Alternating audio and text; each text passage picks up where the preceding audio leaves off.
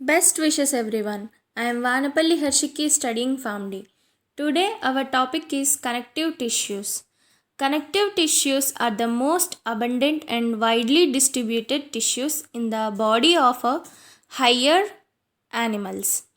They are named connective tissues because of their special function of binding and supporting other tissues or organs of the body. They are mesodermal in origin. Now, coming to the composition of connective tissue comprises of cells and extracellular matrix. This extracellular matrix comprises of fibers and ground substance. Ground substance is nothing but water, proteins and polysaccharides. The combination of water, proteins and polysaccharides makes the ground substance. Now, coming to the cells present in the connective tissue. 1. Fibroblast. Fibroblasts, they are the most common cells. They secrete fibers. The inactive cells are called fibrocytes. That means the inactive fibrocytes becomes active fibroblast to secrete the fibers. Next, coming to the mast cells, they secrete heparin, histamine, bradykinin and serotonin. The bradykinin is a vasodilator. Serotonin is a vasoconstrictor. Whenever which enzyme is needed, these cells will secrete that particular enzyme. The vasodilators cause inflammation in response of injury and infection. Coming to the macrophages, they are amoeboid cells, phagocytic in function and act as internal scavengers. Phagocyte means a cell which digests the another cells or foreign particles. They are derived from the monocytes of blood. Tissue fixed macrophages are called histiocytes and others are wandering macrophages.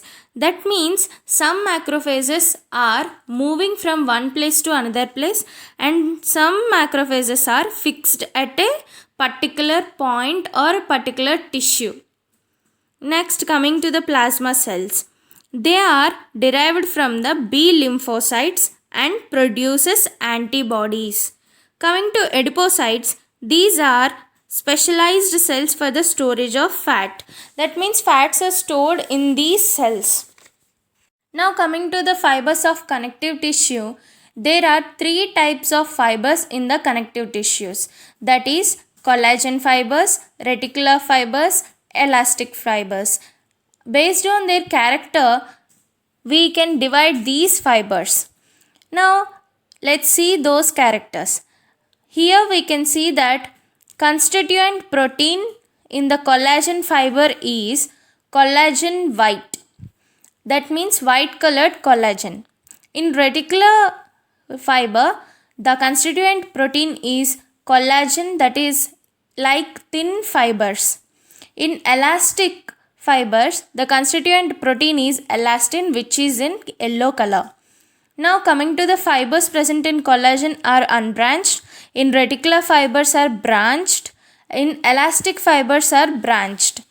Now coming to the arrangement of the fibers in the collagen fiber are like bundles. In reticular fibers, the arrangement of the fiber forms a network. In elastic, we can't specify that. Now coming to the collagen fibers nature, they are strong and stretch resistant. And in reticular fibers, the nature of the fiber is to provide support and strength to certain tissues such as bone marrow. Elastic fiber nature can be stretched. Now coming to the types of connective tissue, based on the composition of matrix and types of cells, these are three types: connective tissue proper, skeletal tissue and fluid connective tissue.